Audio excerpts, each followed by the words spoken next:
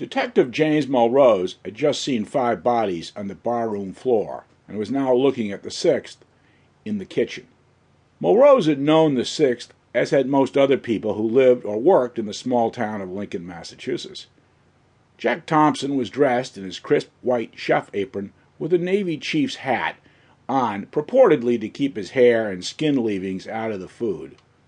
Jack had a military short-cropped hairstyle so that the hat primarily demonstrated Jack's continuing allegiance to the Navy.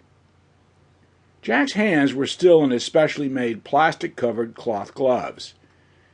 He created, sewed, and wore them. He had one bullet hole in him that was hard to see. This had been the first body on the shooter's way to the bar. Jack Thompson was a surprisingly good fast cook of American fare, from grilled steaks to salads, who, as a former Navy chief and cook, kept his kitchen ready for 24/7 inspection. He also kept the prices low so he could build a large, regular, satisfied following, the most profitable and sensible way to run any business, Mulrose thought. And Jack had a good one, or rather, Mulrose thought he had had a good one. Jack had told Mulrose that liquor, beer, and wine gave bars and restaurants about an 80% margin, so there was no reason to jack the price up further.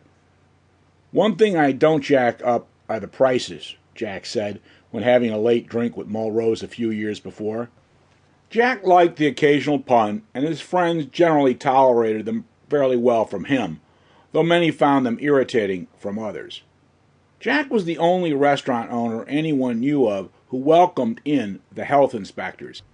He reputedly always cross-examined them about the best practices he could employ to keep things up to standard. Jack did this in a manly, non-prissy way, so everything was neat and clean as could be, but without the formality and brittleness such neat places usually convey. He liked dealing with authorities, getting their approval and cooperation, and learning from them. It suited them, and Jack too. The police never had any trouble from Jack's place about DUIs, or for that matter, any trouble of any kind. Jack wouldn't tolerate it. He was tougher in that stuff than the cops, and that made his steady clientele feel safe and protected, while walking a little on the wild side in Jack's saloon in the rather elite liberal granola town of Lincoln.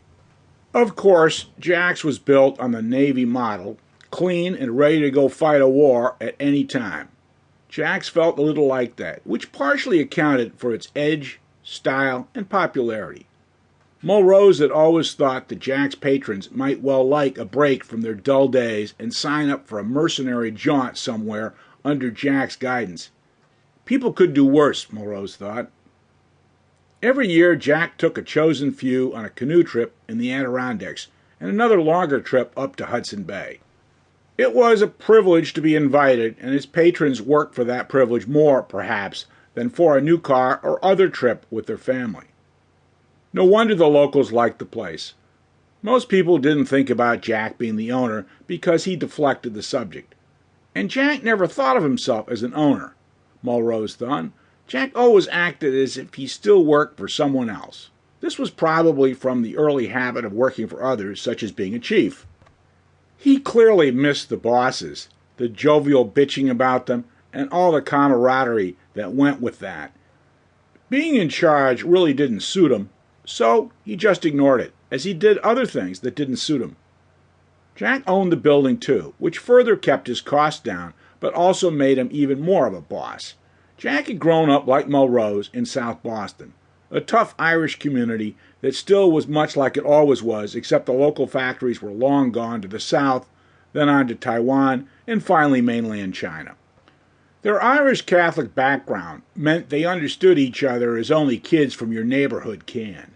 Mulrose had noticed this was true of all neighborhoods, whether South Boston or the preppy kids from Lincoln, though most of them attended the local public school, which was reputedly better these days than the best private schools anywhere. Like many ex-organization people, whether union members, corporate types, soldiers, sailors, former policemen, or prisoners for that matter, Mulrose found they missed the order and simplicity of those days before they left their institutions or organizations for other things. Jack was told